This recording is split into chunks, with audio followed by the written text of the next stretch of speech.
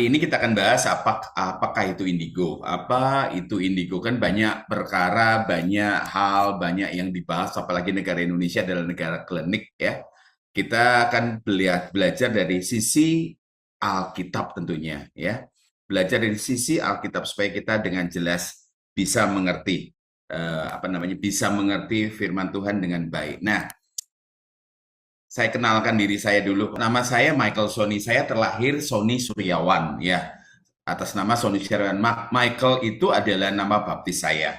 Ayo kita belajar indigo itu apa. Nah, indigo itu sebenarnya kalau kita lihat warna ya, mengacu kepada warna yang berada di antara biru dan ungu dalam spektrum cahaya ya. Dalam model warna tradisional, indigo sering dianggap sebagai salah satu warna pelangi ya. Warnanya seperti ini. Dan dalam sistem RGB itu red, green, and blue, merah, hijau, dan biru. Warna ini dapat diperoleh dengan kombinasi, artinya mencampur ketiga warna tersebut. Makanya muncul warna indigo. Dan dikatakan ini warna istimewa. Jadi indigo itu apa sih? Ya, arti kata indigo sebelum kata ini mendapat arti khusus di zaman ini 20 tahun terakhir ini atau 30 tahun terakhir ini. Sebenarnya indigo tuh fine-fine saja. Nggak ada masalah. Nggak ada masalah. Jadi masalah ketika dihubungkan dengan klinik. Ya, klinik ya. Sama seperti Feng Shui. Ya, Feng itu angin, Shui itu air. Sebenarnya ketika awal-awalnya dibangun untuk melihat rumah itu sehat atau enggak. Tapi dasar kuasa kegelapan, ya, yang ingin dikatakan kalau kamu dilihat rumahmu itu Feng Shui, rumahmu kamu itu beruntung enggak, ada hokinya enggak, buntut-buntutnya uang. Di situ ada kuasa kegelapan yang masuk. Jadi makanya rumahmu ini kenapa istilahnya rumah tusuk sate itu nggak baik? Iya, dari dulu. Kenapa? Kalau rumah tusuk sate itu bisa jadi di seluduk mobil, bisa jadi di seluduk truk. Jadi gini, rumah nomor 13, saya ingat Desember akhir saya diundang. Ya,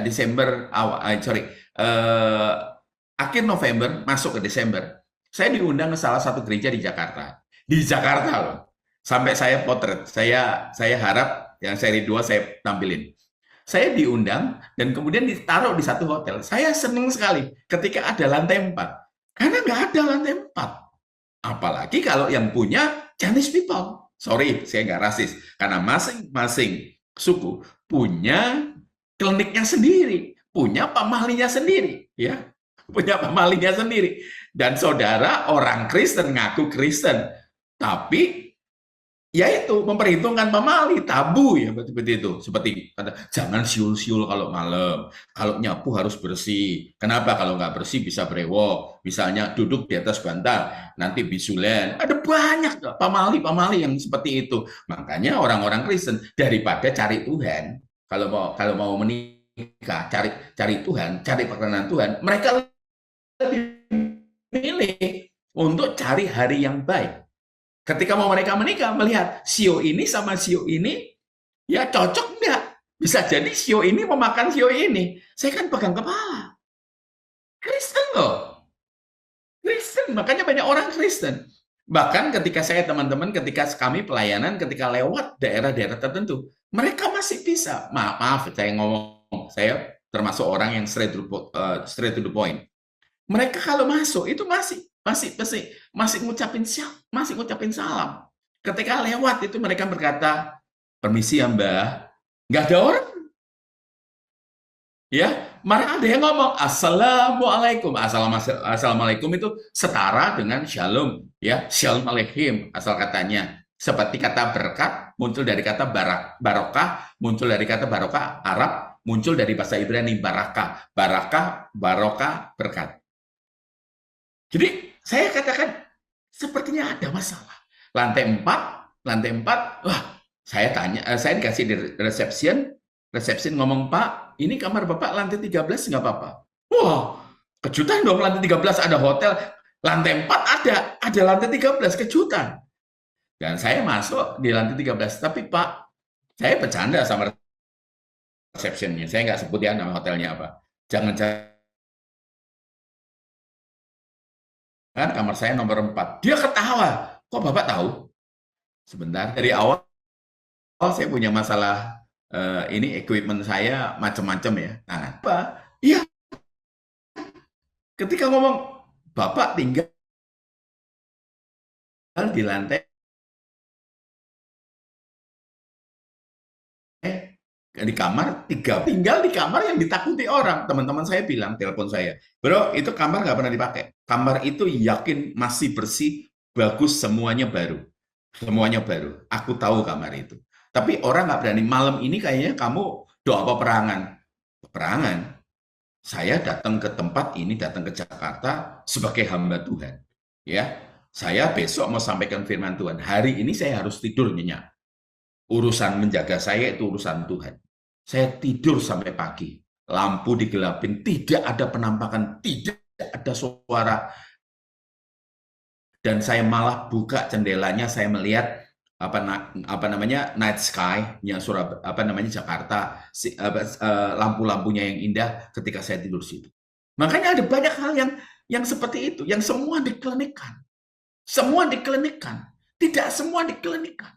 Sekali lagi ya, saya pernah mendoakan satu rumah satu rumah dari orang yang sangat kaya di Indonesia. Kenapa? Karena keluarganya sakit kritis di Singapura, dihubungkan dengan keluarga Kristen. Kamu beli rumah ini, kamu terlalu berat. Rumah ini masuk di YouTube, masuk tempatnya uji nyali. Saya dimintain tolong oleh teman saya datang ke sana. Sekali lagi saya katakan, awal ini adalah perkenalan. Saya minta waktunya sampai di mana. Minta tolong ya Bu Vivi, saya diingatkan kalau berlebihan. Karena ini betul-betul saya, supaya point of view-nya itu supaya saudara bisa lihat dari perspektif yang benar. Kita banyak orang Indonesia keracunan. Bahkan gereja Tuhan. Ada gereja Tuhan KKR. Alih-alih daripada mereka itu mengundang pawang. Mereka tidak mengundang kuasa Tuhan. Kalau Tuhan yang punya rencana, hujan apapun, pasti ada orang. Pasti ada orang yang datang. Malah undang pawang. Di Indonesia seperti itu. Nah, singkat cerita. Bapak Ibu, nah makanya kita mesti lihat. Semua diklinikan. Lanjut ya. Indigo itu juga bisa berarti nama. Satu tanaman ini namanya Indigo vera heterantha. Yang daunnya digunakan untuk menghasilkan pewarna alami indigo. Bukan pewarna kimia. Pewarna ini telah digunakan selama ribuan tahun secara tradisional maupun dalam industri tekstil untuk memberikan warna biru pada kain. Jadi kata-kata indigo sendiri tidak salah, tidak mengandung setan, tidak berdosa. Jadi masalah ketika 30 tahun lalu dan aktif tahun 20 tahun lalu. Ketika saya persiapan, ketika kelompok New Age memakai sesuatu yang diilmiahkan untuk melihat suatu fenomena, untuk memberi nama satu fenomena supranatural. Ya, supranatural tidak bisa diilmiahkan.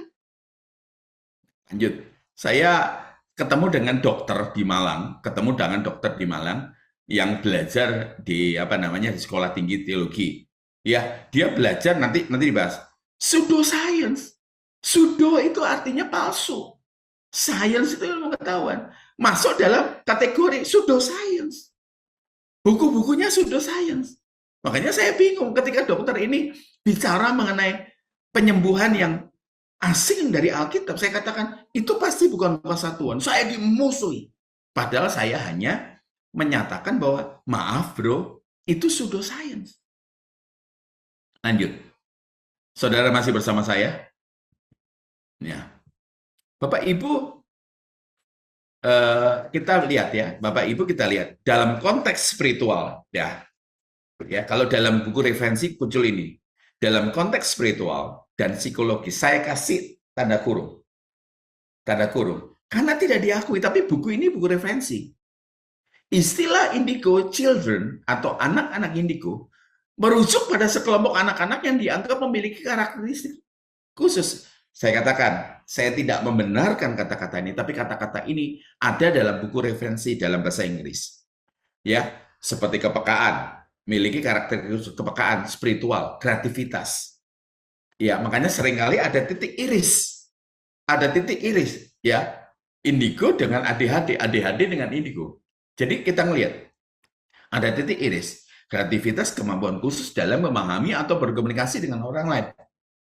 Nah, yang ini nanti kita bahas khusus. Konsep ini dipopulerkan orang yang pertama kali mengangkat masalah indigo, menamai indigo children dalam bukunya, itu namanya Nancy N. Tape. Nancy N. Tape, pada tahun 70-an.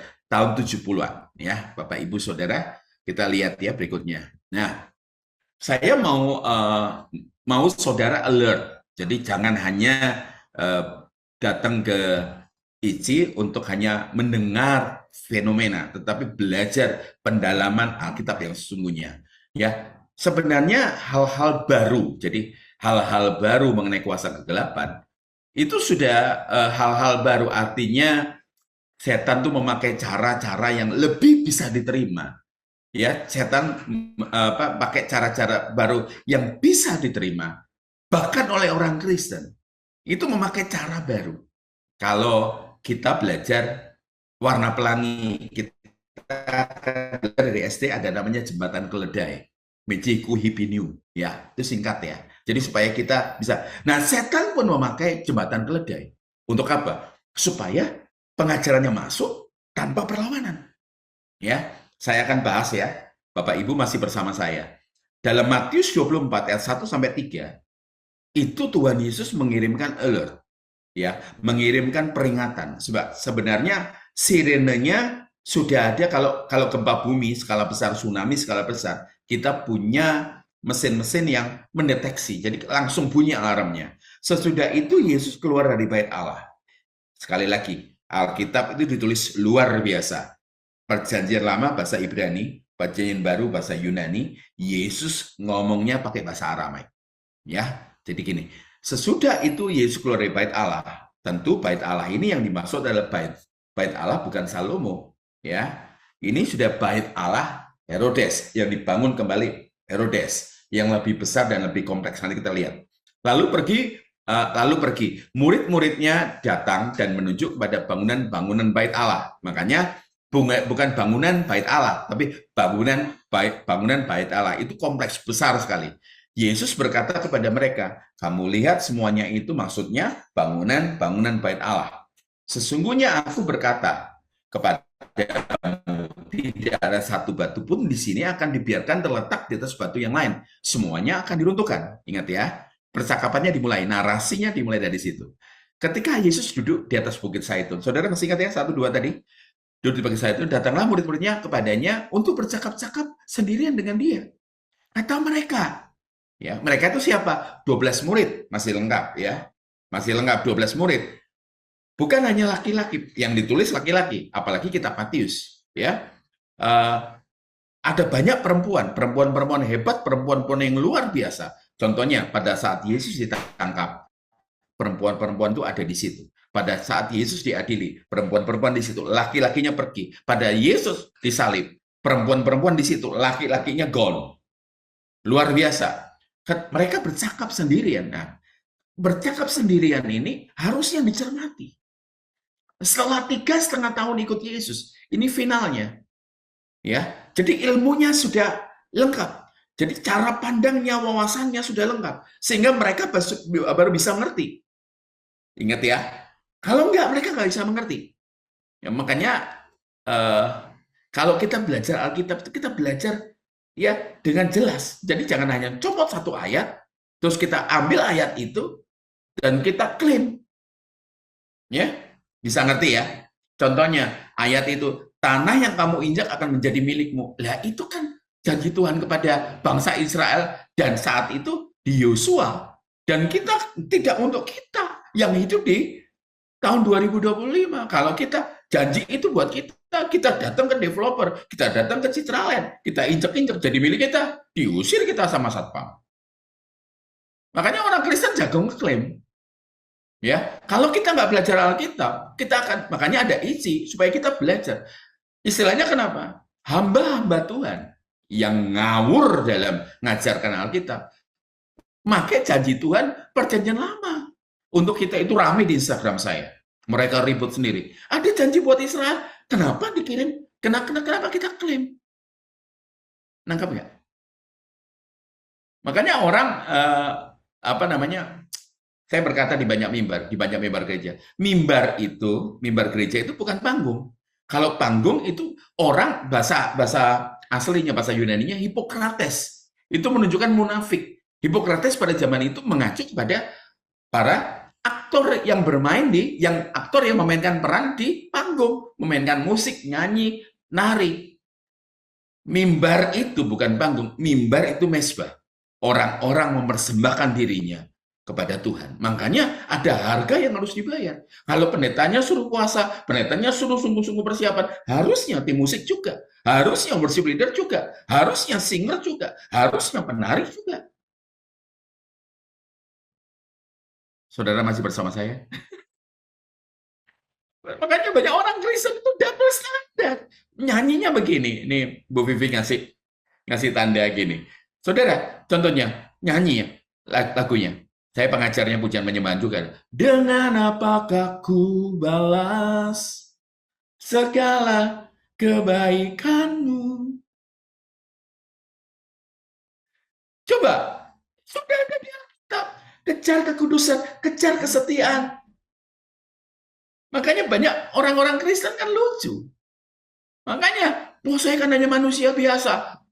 Katanya tidak ada yang mustahil bagi Tuhan. Untuk kita mengalami keserupaan dengan Tuhan juga tidak mustahil. Karena apa? Ada Roh Kudus bersama kita. Ini orang yang seharusnya officially harusnya udah mati. Ya, Bapak Ibu, Saudara, makanya saya gemesin. Besok lusa saya masuk ke pedalaman. Saya masuk ke pedalaman Kalimantan Timur. Jadi ini khotbah saya, apa istilahnya kelas saya sekaligus khotbah saya. Jelas mau khotbah di ujung dunia kayak apapun, saya akan beritakan kesucian, kekudusan, kesetiaan. Ya, ya gini. Katakanlah kepada kami, kapankah itu akan terjadi? Ya, dan apakah tanda kedatanganmu dan tanda kesudahan dunia? Ada tiga hal. Yuk, saya kasih merah. Kapan itu terjadi? Ini private conversation antara Yesus dengan 12 muridnya dan para perempuan yang mengikuti Yesus. Kapan bait suci Herodes, saya terjemahkan, akan mengalami keadaan sampai tidak ada satu batu pun akan dibiarkan terletak di atas batu yang lain. Semuanya akan diruntuhkan. Yang kedua, apa tanda kedatanganmu? Terpisah loh. Tanda kedatangan Yesus kedua kalinya ke dunia. Apakah tanda kesudahan dunia? Tanda dunia akan dihancurkan sampai unsur terkecil akan terbakar oleh nyala api. Saya belok sedikit. Yang ketiga, dunia akan dihancurkan. Makanya di perjanjian baru, tidak terpisah ya dengan perjanjian lama.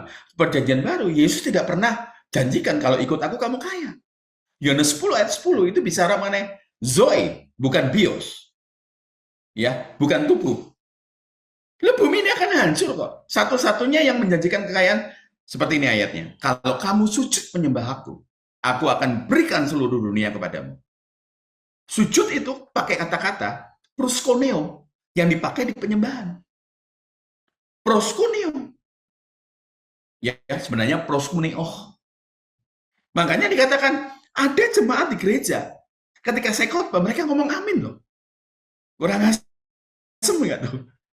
Coba Bu Vivi, kalau kamu sujud menyembah aku, kamu akan berikan seluruh dunia kepadamu. Jemaat ngomong, amin. Itu perkataan yang besar.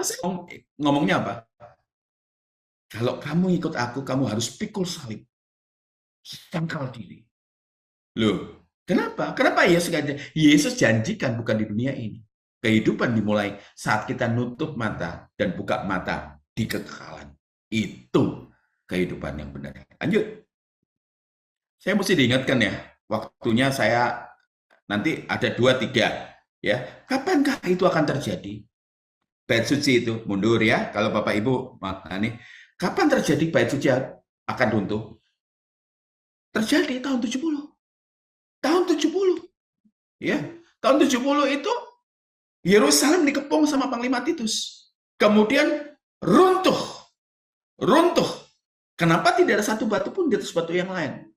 Ya, Yesus lahir 4 tahun sebelum Masehi. Yesus ngomong dengan murid-murid ini tahun 30. Ya. Nubuatan digenapi tahun 70.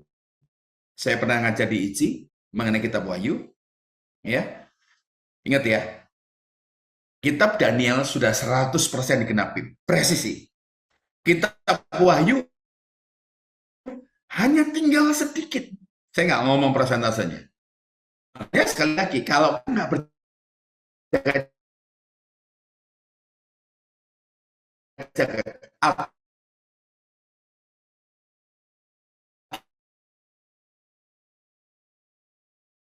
pakai kata frasa yang dipakai di Alkitab, berjaga full time. Orang Kristen itu full time. Ya, jadi jangan ngomong ini umpama mereka yang tinggal di full time. Kita full time. Nah, contohnya tahun 70, runtuh semuanya. Tidak satu pun di atas batu yang lain. Lanjut ya. Nah, ini bangunan Bait Suci yang Herodes itu buat. Bangun yang kecil itu, yang ada kubah emasnya itu dibangun Salomo. Dipugar, terus kemudian ditambahi tembok, ditambahi macam-macam gedung-gedungnya. Ya, ingat yang istilahnya tidak ada satu batu pun itu yang kubah emas. Kenapa? Itu dalamnya emas semua. Ada rumor banyak, ada banyak teori. Ya, saya belajar teologi. Gedung itu emas. Jadi supaya mereka bisa dapat emasnya, mereka bakar. Emas itu meleleh. Karena meleleh itu pasti ke bawah. Dicongkel semuanya. Runtuh. Genap. Tahun 70.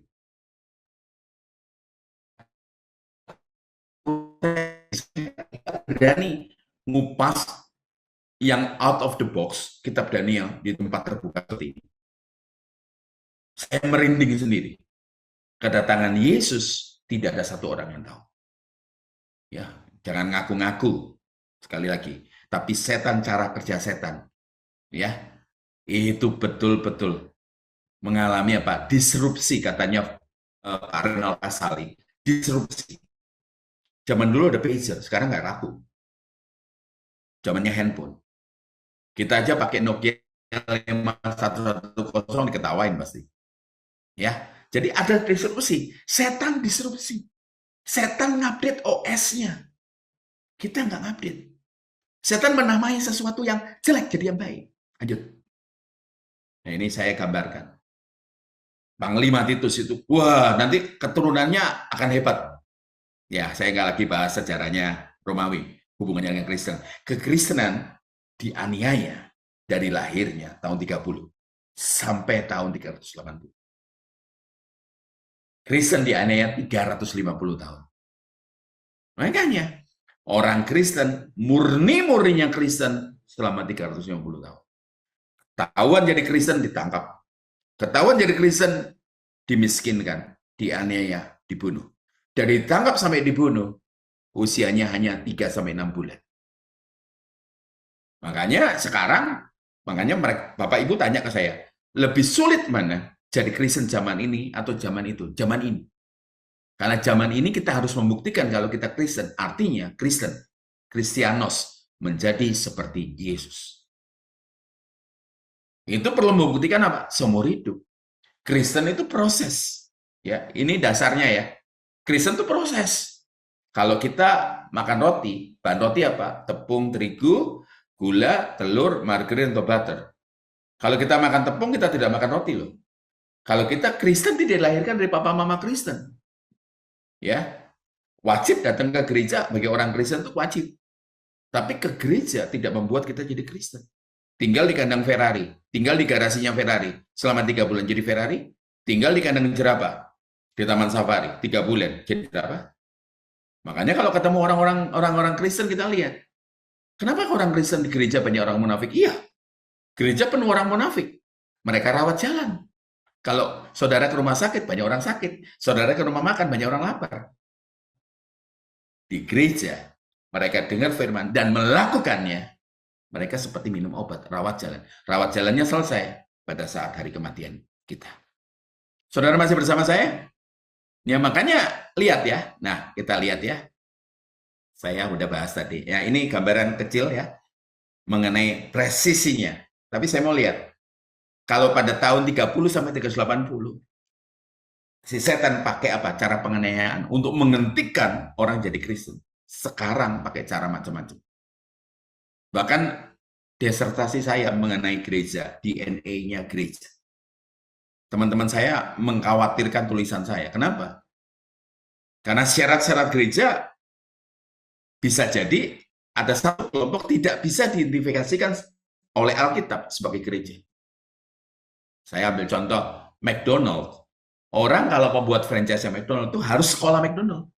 Saya tahu kalau di Amerika ada burger kesukaan saya, In and Out, itu ada sekolahnya, ada akademinya. Kalau datang ke Indonesia tuh harus sesuai dengan aturan. Nah, gereja ini kan banyak yang sudah tidak melalui sudah tidak inline dengan firman Tuhan. Yang saya kenal betul kan Bu Vivi, makanya saya ajak ngomong Bu Vivi terus. Di satu gereja Bu Vivi, ya ada lampunya luar biasa, standar Olimpiade. Saya tanya, gereja kamu lampunya luar biasa ya? Luar biasa ya? Smoke-nya, wah luar biasa ya? Kalau mau ibadah minggu itu ada styler loh, ya, yang ngaturin seragamnya harus senada. Warna tanah, ya, warnanya apa namanya? Warnanya mamba, warnanya macam-macam. Ya, terus kemudian ada make up artisnya tiap minggu. Saya tanya, kenapa ya gereja kamu lampunya luar biasa? Tahu nggak jawabnya apa, Bapak Ibu? Intermezzonya. Karena kan Tuhan senang terang. Saya tanya, Tuhanmu itu Tuhan atau laron? Yang senang lampu itu laron, bukan Tuhan. Tuhan tuh hadir. Karena kenapa? Hati kita yang hancur. Bukan karena datang, bukan karena lampu. Orang yang nggak usah lagu rohani, ya, nggak usah lagu rohani. Kalau habis patah hati nyanyiin lagunya akad, gitu, nangis, ya, hanya memimpin pujian, itu kan bisa lihat, bisa pakai lagu ini, dan nangisnya orang dalam satu ibadat tidak bisa jadi patokan kehadiran Tuhan. Titik. Gereja sukses, lihat pertumbuhan rohani. Next. Dan tanda kedatangan Yesus yang kedua kalinya di dunia. Apakah tanda kesudahan? Dunia akan dihancurkan. Next. Nah, ini saya garis bawahi. Jawab Yesus kepada mereka, waspada. Yesus tanyanya apa? Ya, murid-muridnya tanyanya apa? Yesus jawabnya apa? Dia yang ditanya, kapan terjadi tanda? Tapi Yesus jawab malah, waspada supaya jangan ada orang yang menyesatkan kamu. Waspada itu blepo. Ya, dalam bahasa Yunani-nya blepo, to discern. Bisa membedakan. Saya tuh kaget lihat ibu-ibu tuh heran. Ibu-ibu tuh hebat loh ya. Bisa membedakan. Ya, saya bercanda ya, jangan tas yang mereknya Herman, udah tahu lah, Hermes ya, Hermes, dengan yang palsu, bisa ini palsu nih, bisa bedain, ya, bapak-bapak itu bisa bedain suaranya mobil mewah sama mobil biasa, makanya luar biasa. Lihat, waduh, saya ada yang coret-coret lagi ya, tolong dong berhenti dong, coret-coret ya, bapak ibu ya, makanya blepo, bisa, ya. Ibu-ibu beda dengan dokter apa? Dokter yang spesialis. Kalau kenapa? Dokter spesialis nggak akan makan sembarangan karena dia tahu, itu ada pewarna, internis ya, dokter penyakit dalam. Itu ada pewarna, ada ini, ada ini. Kayak saya kalau kelahiran di Cina, saya takut untuk makan sembarangan. Kenapa? Karena telur aja dipalsu. Ya, tiram aja dipalsu.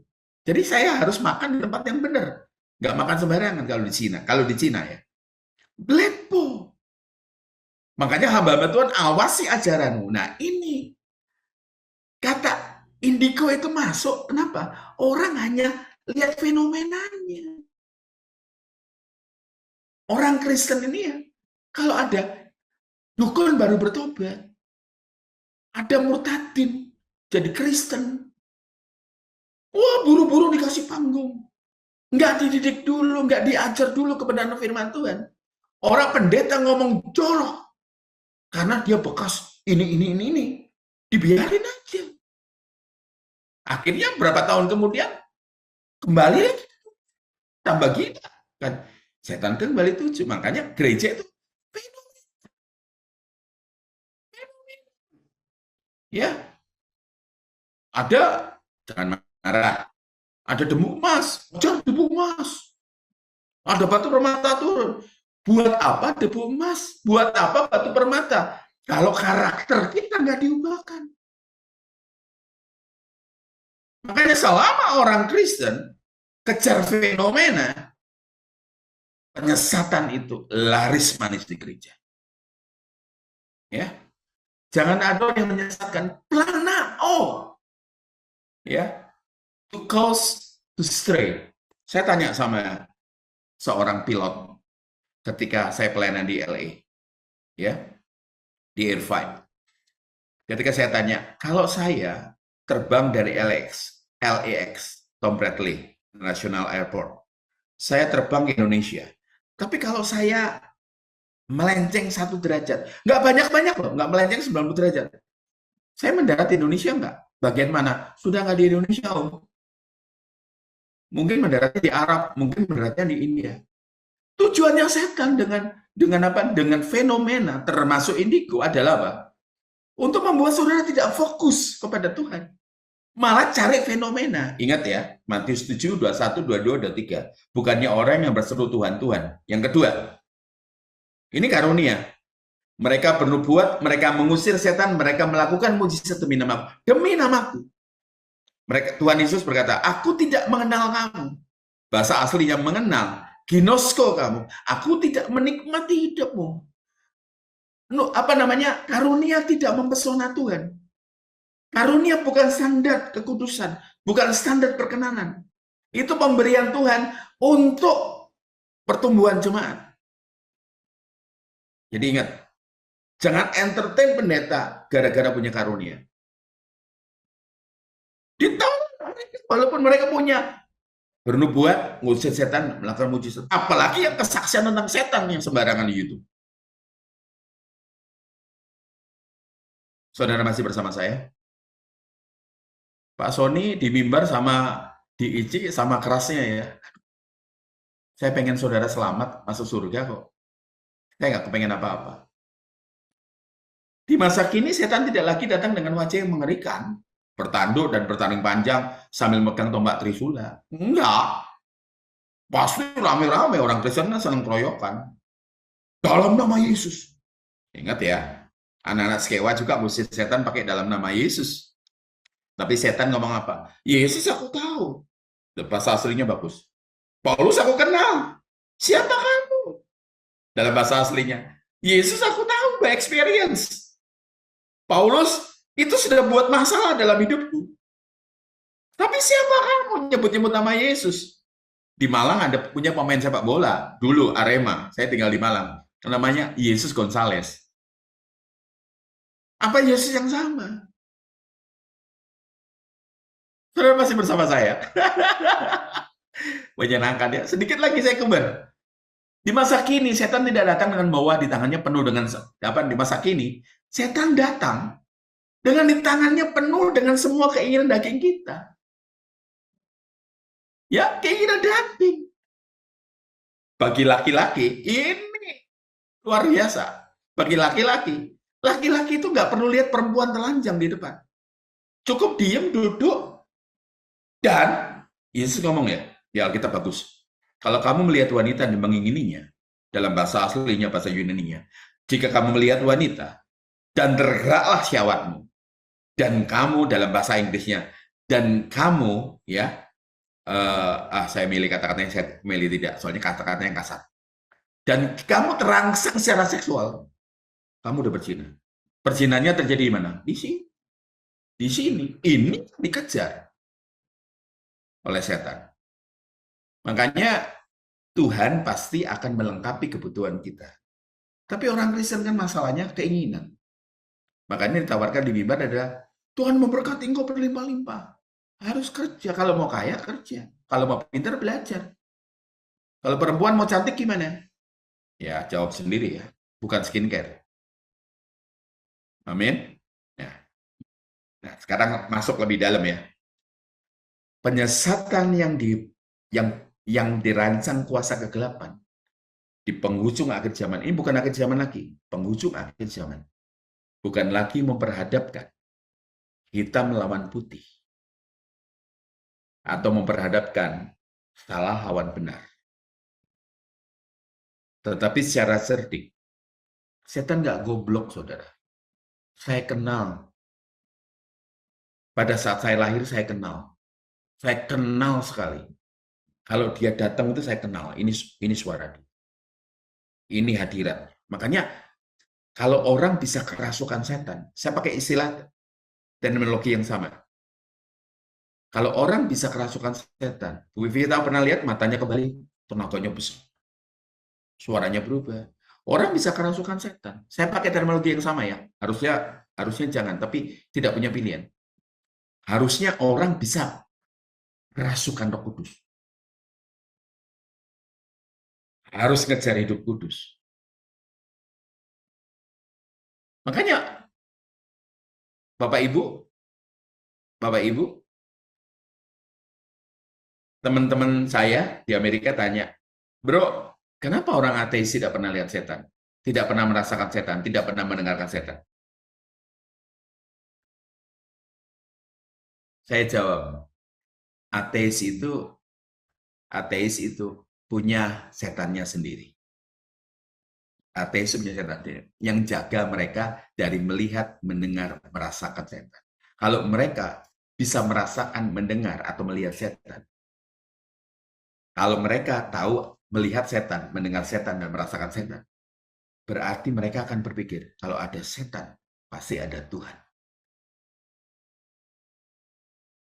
Gagal ajaran ini. Ngerti ya? Ngerti ya? Pada zamannya ketika ateis muncul, itu senjatanya setan. Indigo juga. Nanti dalam pemaparan 2, 3, 4, 5, saudara akan kebuka. Ini saya ngejar waktunya, saudara. Nah, masih ada waktunya sedikit, boleh? 10 menit lagi, Vivi? Boleh ya? Oke, saya masuk ke indigonya. 10 menit aja. Ini yang mempopulerkan. Ketika saya cari Nancy N. Tape, itu ternyata buku itu ditulis bukan ilmuwan, bukan teolog, tapi dia cenayang. Cenayang sendiri bahasa penghalusan untuk dukun.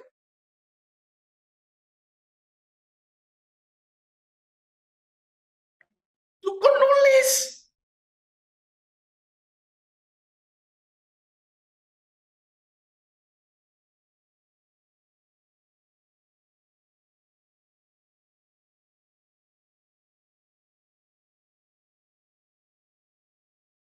Dukun Indonesia terkenal kan ada yang udah mati. Ya, ya, ya. Kalau bukan psikolog, tapi parapsikolog. Ya, ada paranormal. Kata para depannya ada normal itu hilang normalnya. Sudo itu artinya palsu. Ya, psikolog. Dan seorang pengarang buku yang menyetuskan pertama kali kata-kata indigo dengan deskripsinya dalam buku Understanding Your Life Through Color pada tahun 70, ada pendapat mengatakan tahun 92. Mungkin cetakan pertamanya tahun 70. Pelan-pelan ya, kita kupas karena ini pelajaran harusnya baunya teologi. Dalam buku yang ditulis Nancy N, Anak indigo istilah yang dipakai untuk mendeskripsikan anak-anak yang punya kemampuan atau sifat yang spesial. Tidak berhenti sampai situ. Supranatural. Ya, supranatural. Saya tadi mengatakan zaman saya lahir tahun 66. Belum ada istilah indigo. Indigo baru terkenal di Indonesia pada tahun 80-an. 90 belum sampai sekarang. Makanya kalau syuting, saya dari televisi, itu ada continuity. Setan ada continuity-nya. Saudara nggak pernah tahu, saya ketika mau ngajar ICI ini udah gangguannya gila-gilaan. Saya katakan tidak perserangan, saya hamba Tuhan, saya bicara atas nama Tuhan. Tuhan jaga saya. Harusnya hari ini, harusnya Zoom di rumahnya jagonya IT di Surabaya. Saya Zoom dari gereja. Di belakang saya, WiFi sampai 2 mesin, nggak bisa aktif. Saya pakai tethering. Tetheringnya satu backup. Laptop satu backupnya ini, ada 2. Satu backup pakai handphone saya. Ini pakai handphone istri saya, laptop istri saya. Itu laptop saya. Jadi saya katakan, makanya saya berkata, saya ketawa. Ya, ada peserta yang tidak percaya untuk semua ini. Nggak apa-apa. Saya juga tidak maksa, karena ini forum Kristen, Pak. Forum Kristen, Bu. Saya dengan senang hati, saya buka, katakan, ini ajaran kami.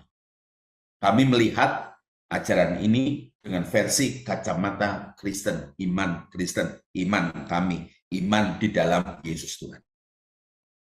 Ya, jadi saya ngomongnya itu jelas. Nah, konsep ini ya dimunculkan didasarkan pada gagasan zaman baru. Gagasan zaman baru. New Age. Ini aliran supranaturalnya, aliran kebatinannya di Amerika namanya New Age. Kalau mau lihat, saya belajar ya dari awal tentang musik juga. Ini akhirnya ada Eastern Religion masuk dengan bantuan musik Amerika. Beatles itu masuk dengan Hare Krishna. Dengan Maharishi Yogi masuk. Dan muncullah pemahaman New Age berkembang dahsyat di Amerika. Ada petanya. Saya nggak tahu ya kapan kita bisa ketemu. Misalnya Icing adakan pertemuan onsite, saya bisa jelaskan tanpa direkam seperti ini. Saya bisa melihat petanya berkesinambungan. Nah, kalau berkesinambungan, tentu saya tidak bisa karena ada banyak yang terluka ketika saya ngomong petanya. Karena saya bukan hamba Tuhan yang jenis yang bombastis untuk clickbait, orang mau dengar saya. Enggak akan. Jadi saya mau yang saya bertanggung jawab ketika saya ngadakan seminar akhir zaman, saya minta dipastikan ketua panitianya katakan, yang hadir tolong KTP-nya harus Kristen atau Katolik. Di luar itu saya nggak mau. Saya juga tidak mau direkam. Kenapa? Karena isinya saya bertanggung jawab secara teologi. Lanjut ya. Interpretasi mengenai indigo dari kacamata New Lang. Di pseudoscience indigo dimunculkan orang ini adalah New Age. Ya, yang ngasih nama ya. Yang ngasih nama. Kayak oksigen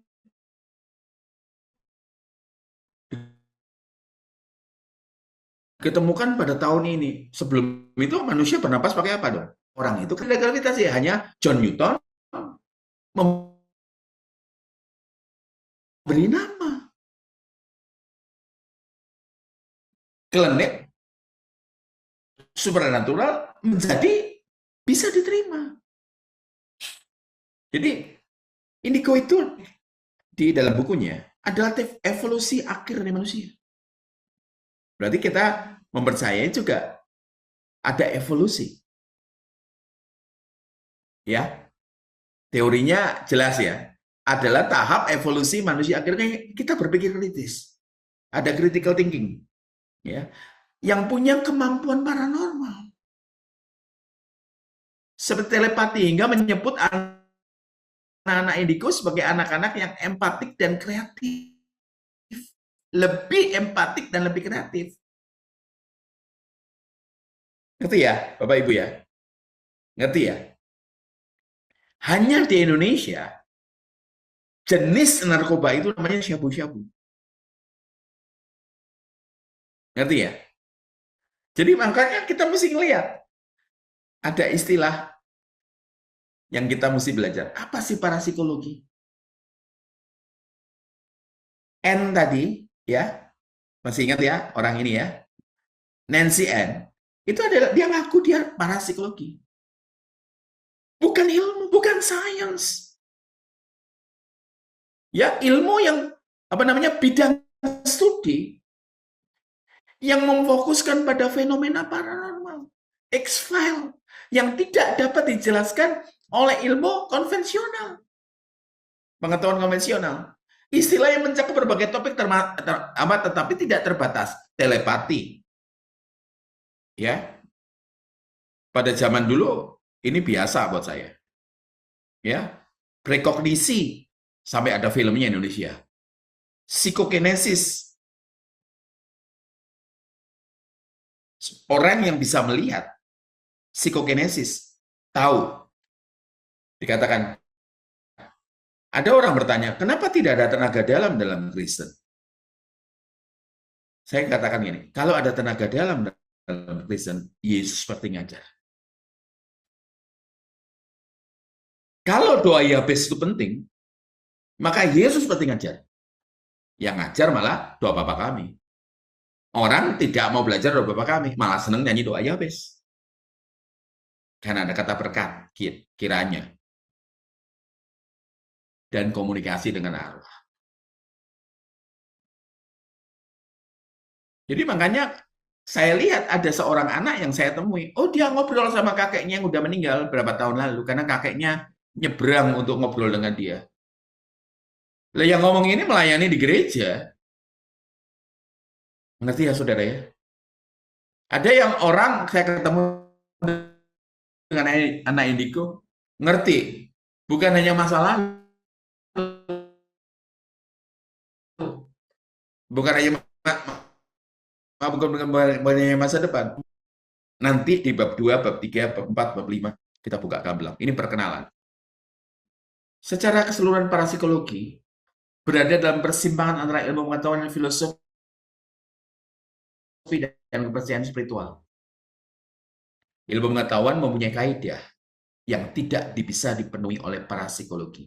Makanya parapsikologi tidak bisa masuk di dalam ranah ilmu pengetahuan. Saya bahas ya. Nancy N tadi itu siapa? Dia ngaku dia pseudo psikolog. Pseudo itu palsu. Ya, merujuk pada orang pendekatan yang mengklaim menggunakan metode atau teori psikologi tapi tidak memenuhi standar ilmiah. Ya, atau empiris yang diterima bidang psikologi formal. Nggak diakui. Ya. Jadi saya udah jelas. Praktek klaim yang dibuat seringkali didasarkan pada pengalaman pribadi, testimonial, cerita individu, bukan pada data yang sistematis. Makanya metode ilmiahnya nggak dipakai. Makanya tidak bisa masuk dalam ranah sains. Tidak bisa. Kata ada teologi, itu ada loginya di belakang, ada ilmu tentang Tuhan. Masuk bisa diilmiahkan.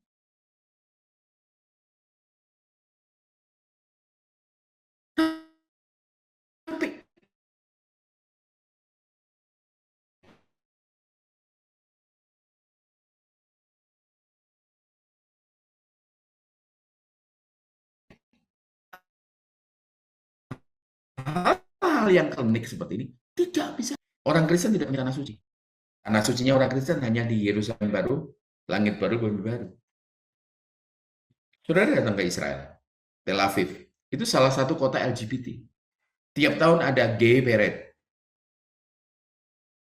Ya, ada tanah suci versinya tetangga kita. Bayangin, pembantu Indonesia pulang-pulang hamil, dihamili. Tanah suci? Makanya bertanya. Makanya konsep itu tanah terjanji, tapi bukan untuk orang Kristen. Orang Israel. Lalu kalau orang Kristen ke sana ngapain? Kita belajar dari jejak Yesus. Dan punya potensi iman kita tumbuh. Itu. Makanya pulang dari Israel kita nggak punya gelar pendeta. Kita naik pendeta nggak ada. Ya, ya. Kalau bayangin kalau teman kita yang tour leader berapa kali ke sana. Ini orang Kristen. Lah kalau nggak punya duit ya nggak usah berangkat. Buat anakmu sekolah. Buat bayar cicilan rumah supaya cepat lunas. Nggak bingung tiap bulan mikir jatuh tempo. Udah lanjut. Orang-orang psikologi itu nolak kritik. Saya udah pernah ketemu dokter Kristen, master teologi, tinggal di Malang. Ya, ini ya. Contoh psikologi meliputi penggunaan ilmu nujum, ramal, astrologi, astrologi ya, astronomi nggak apa-apa, ilmu perbintangan, astrologi zaman dulu yang usianya sana ya ada nyanyian mana bintangmu ini bintangku, bintang itu ciptaan Tuhan, nyari nyembah yang nentuin hidup kita itu bukan bintang tapi yang buat bintang. Ya, saya nggak bisa ngomong seperti ini. Hal-hal yang klinik diilmiahkan sama orang ilmiah nggak diterima. Setelah itu tantrum. Nah, saya harap saudara ikut ini. Atenuasi. Atenuasi. Sekali lagi. Atenuasi. Adalah kata-kata yang berarti melemahkan atau menjatuhkan. Kata ini berasal dari kata Latin at, ke atau ke arah. Tenuis yang berarti tipis atau menjadikan tipis, menjadikan cair, menjadikan encer. Ada tema saya bekasnya, saya dulu dapat julukan AS ya. Saya masih setan. Saya tahu atenuasi ini. Ada pelemahan arti kata. Istilah indigo sebenarnya salah satu bentuk pelemahan arti kata atau pelemahan pengertian yang dipakai. Khususnya kata indigo dipakai membuat banyak orang memahami tidak ada yang salah dengan kata ini. Nggak ada salahnya kok kata indigo. Ya. Oh, pelemahan arti kata. PSK. Pekerja seks komersial. Penggunaan kata pekerja untuk menyebut pelacur justru membuat bisnis prostitusi ini ya legal secara terselubung. Pelacuran harusnya PSK itu bukan pekerja, pelacur. Bukanlah pekerjaan. Ya, mengalami atenuasi. Kata koruptor. Kata-kata aslinya apa? Pencuri, perampok, garong. Nah, kita ngerti ini kalau bulan April harga disesuaikan. Untuk atenuasi apa? Harga naik. Ya, PPN 12%. Ya disesuaikan. Kan gitu kan. Orang buat salah, kilaf. Ya, atenuasi. Saya tawarkan. Ini tiga slide terakhir. Bagaimana kalau istilah indigo adalah penghilangan makna atau penghalusan makna dari makna yang sebenarnya menggambarkan jelas arti yang sesungguhnya? Bagaimana kalau istilah indigo adalah sesuatu untuk mengilmiahkan sesuatu yang tidak bisa dikategorikan sebagai ilmiah untuk menutupi maksud yang sesungguhnya? Bagaimana kalau istilah indigo adalah usaha kuasa kegelapan agar bisa diterima oleh khalayak umum, seluruh tingkatan sosial masyarakat, bahkan di ranah rohani dengan label baru sebagai karunia dari Tuhan? Saya putus tadi malam tidak mau lanjutkan untuk apa namanya buat. Saya berkata, saya udah tulis di handphone saya pakai catatan kecil, notes. Saya katakan ada istilah-istilah yang sebenarnya atenuasi, pelemahan. Tapi saya harap saudara kalau ikut bahasan saya, tolong dengan hati yang terbuka, kitab di samping kanan atau samping kiri, saudara. Kalau saya bawakan sesuatu yang di luar kebenaran firman Tuhan, jangan ikuti saya. Perkenalannya sampai di sini. Jadi indigo itu sebenarnya adalah warna. Indigo itu adalah jenis nama tanaman tertentu. Indigo itu adalah kata-kata atenuasi. Pencetusnya yang beri nama, ingat ya, gravitasi itu sudah ada. Tapi Newton yang memberi nama gravitasi. Dari dulu orang kalau jatuh ke bawah, itu apa namanya? Itu sudah ada. Tapi apa sebelum Newton punya teori gravitasi, apakah manusia melayang-layang? Enggak. Saudara masih bersama saya? Jadi itu atenuasi dipakai. Setan sedang rebranding. Isinya sama, kemasannya beda. Nah, kemasan ini menggiurkan. Bagaimana ini tidak ada PPT minggu depan? Bagaimana kalau indigo ini, saya ngalami ya, sebagai kata pengganti, kerasukan. Tuhan berkati. Sampai ketemu di sesi 2. Ini perkenalan. Thank you banget Pastor Michael Sony untuk pemaparannya pada pagi siang hari ini. Dan wow, ini baru topik pertama, pertanyaannya sudah cukup banyak yang mengantri. Tapi karena kelas kita dengan Pastor Michael Sony masih akan ada 4 kelas lagi, betul Pastor ya?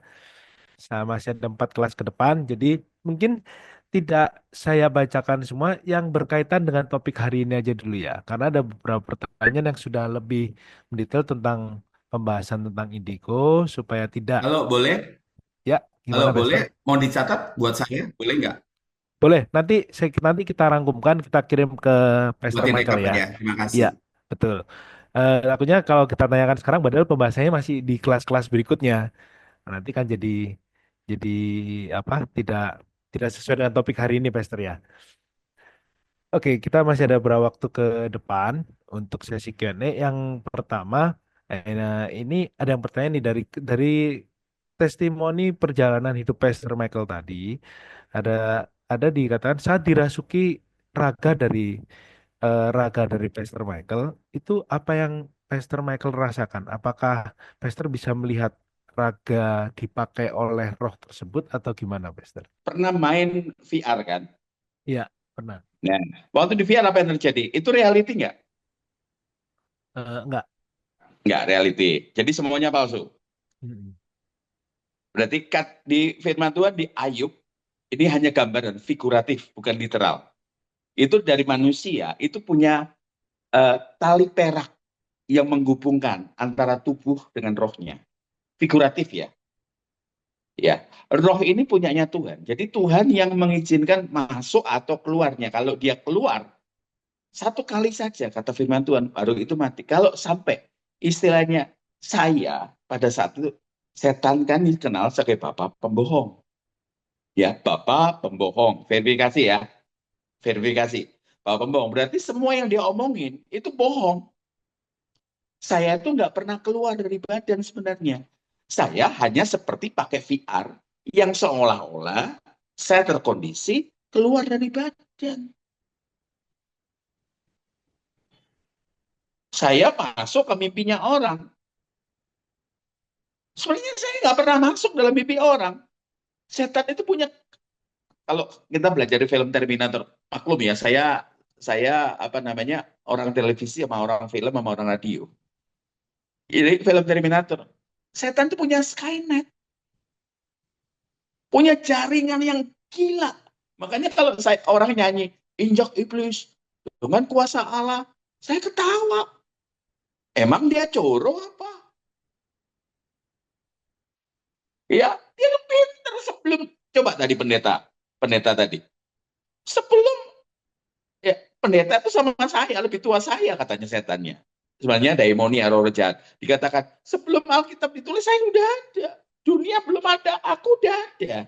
Verifikasi Alkitab kan jelas ngomong apa. Mereka makhluk surgawi. Jadi kalau dikatakan saya keluar dari badan, saya lihat badan saya. Iya, setan menipu saya di pikiran seolah-olah saya keluar. Saya keluar, saya mati. Jadi kalau jadi Kristen tuh jadi pinter kok. Saya yakin kok. Makanya tiba-tiba orang jadi goblok permanen ya gara-gara ikut setan. Contohnya, jangan marah ya, jangan marah. Di Surabaya ada pendeta yang ngajar urapan bebas utang. Ya, utang ya dibayar, bukan dikasih garam. Sama pendeta yang dikasih garam. Lunas nggak? Asin. Ya, ya makanya. Saudara jangan marah ya, jangan marah. Kalau saudara ngikutin pendeta itu jangan marah, jangan salibkan saya. Begitu. Jadi Petrus nggak ngerti ya? Itu Ya. dibohongin. Silakan. Oke, pertanyaan yang berikutnya, eh, saya sudah dibaptis, tapi ketika usia 5 tahun, saya, ibu dan juga nenek itu pergi ke Gunung Kawi supaya usaha sukses. Nah, yang ditanyakan sudah pernah didoakan dan ketika mengambil baptisan, apakah ikatan itu sudah tidak ada di baik di neneknya, ibunya maupun dari yang bersangkutan, Master? Umur 5 tahun sudah dibaptis. Sudah ketika usia 5 tahun dia ke Gunung Kawi Oh, bersama Gunung keluarganya. Kawi. Ya, Eh, lihat ada gangguannya nggak? Biasanya kalau kita sudah terima Yesus, apalagi diajak Gunung Kawi, tentunya umur 5 tahun, tentunya umur 5 tahun dia tidak ikut nyembah. Ya, saya tinggal di Jawa Timur, saya tinggal di Malang, yang hanya 1 jam dari Gunung Kawi. Yang saya paling takut sebenarnya ketika gereja jadi Gunung Kawi. Cari kekayaannya di gereja. Jadi kalau saya, sependapat saya belum pernah ketemu orangnya. Ya, engkau tidak ikut apa-apa, sudah didoakan, sudah terima Yesus. Tapi saya khawatir pakai kata-kata tadi dibaptis. Karena dibaptis itu ada orang yang datang kepada saya, Pak Michael Sony, tolong supaya menantu saya didoakan supaya mau dibaptis. Buat apa, Bu? Supaya kalau dia dibaptis, dia kan bisa kawin cara Kristen. Oh, jadi baptis syaratnya kawin dong. Gitu kan. Jadi ada gereja yang suka baptis orang. Itu baptisan keanggotaan gereja. Baptis itu arti sesungguhnya yang saya belajar. Artinya kebersediaan kita mengikuti jejak Yesus tanpa syarat. Bukan syarat kawin. Jadi gitu. Ya saya pikir ya, karena saya belum pernah ketemu ya. Makanya usul saja satu ketika Ici ngadakan acara yang besar, yang besar tentunya saya modalnya ya doa aja tuh bisa onsite. Pada zaman dulu Pendeta John Hartman yang di TV itu, ya saya kan ikut yang apa? Saya ikut menggawangi. Jadi kalau mereka ngadakan acara jumpa itu, jumpa siswa, jumpa apa, wah ribuan orang. Seperti itu. Jadi ayo silakan bertanya, saya menjawab. Saya ada di sini untuk menjawab pertanyaan saudara kok. baik. Pertanyaan berikutnya, saya bisa melihat dan merasakan hal-hal spiritual sejak SMA, bahkan sampai sekarang. Dan anak-anak saya pun mengalami hal yang sama seperti saya. Nah, kami sudah didoakan, tapi hal-hal spiritual itu masih ada. Itu apakah bisa disebut dalam kategori indigo, Pastor? Enggak, saya nggak mau pakai istilah indigo. Jadi gini, Oke. didoakan. Kita mesti diputuskan. Jadi jangan hanya sekedar doakan tanpa gini. Kalau datang, saya punya dokter ya, ambil analoginya, punya dokter. Kalau saya datang, dia pikir, kamu pilek, batuk, ya, demam, ya, dikasih selalu, selalu kalau dia datang. Saya juluki dia dokter sakit tenggorokan. Sakit apapun saya dikasih obat sakit tenggorokan. Istilahnya gini, harus diverifikasi, harus diajak ngomong, harus dikonseling dulu. Di bab 2, indigo itu kenapa sih? Ada keterlibatan keluarga saya, dan keluarga kakek saya, keluarga orang sakti. Keluarga orang sakti, semuanya sakti. Nenek saya kalau masak itu untuk satu kampung, berasnya hanya satu kepal. Jadi nggak, ya istilahnya kenapa? Duplikasi dari 5 roti 2 ikan. Bisanya segitu, segitu doang Mas Setan. Duplikasi. Makanya menawarkan, ada apa? Menawarkan pilihan. Apa pilihannya? Ya, kalau ada laki ya, ada yang jenis laki jadi-jadian, perempuan jadi-jadian. Udah, saudara udah ngerti kan? Nah, makanya kalau saya ngomong, ya harus dilihat. Ya, saya nggak ngerti bapak atau ibu ya. Istilahnya diverifikasi. Keluargamu dari keluarga yang punya hubungan dengan kuasa gelap. Bisa kok didoakan sendiri, nggak perlu datang ke hamba Tuhan. Apalagi kalau pendeta hamba Tuhan yang membuat saudara tergantung. Kalau nggak saya yang doakan nggak bisa. Wah, roh Tuhannya sama dalam diri saya sama diri saudara. Kuasanya sama. Roh yang ada dalam saya sama saudara, sama yang di Benihin, yang ada di Benihong, juga sama. Gitu ya. Jadi bisa kok, bisa doakan sendiri. Hanya ditelusuri apakah punya ikatan. Ya, ini orang yang saya konseling ini adalah yang paling baru yang saya udah dampingi, ex dukun, dukun jabatan. Dia kalau berdoa itu terangkat dari tanah. Ketika mengalami kecelakaan di ronsen, susuk biasanya satu, ini ratusan susuk. Gimana ngeluarinnya? Makanya, oh teman saya Kristen pakai cara diminumin daun kelor. Ini jenis yang berbeda. Baik Kristen kok pakai alternatif. Ya doakan, simple. Pak kalau nggak ada minyak apa Pak? Ya ampun, Yesus nggak pakai minyak. Orang Kristen tuh macam-macam loh. Harus minyak dari gereja tertentu. Harus dari hamba Tuhan tertentu. Enggak. Pakai klasik. Dalam nama Yesus. Titik. Amin ya. Ya. Jangan biarkan apa namanya proses klinikisasi itu muncul. Harus bergantung pada pendeta tertentu. Ya. Amin. Oh. Jadi gitu. Jadi tolong diverifikasi, tolong diselidiki dari mana saya itu didoakan sini diputus. Tuhan, kami selesaikan, kami selesaikan. Selesaikan, selesaikan, selesaikan. Ya. Eh, bab 2 seharusnya, tapi saya teasing aja jadi teasernya. Saya lepas nggak 1 tahun? Jujur. Saya lepas bertahun-tahun karena ikatan saya begitu dalam sampai ke darah. Perjanjian saya perjanjian darah. Guru spiritual saya setan.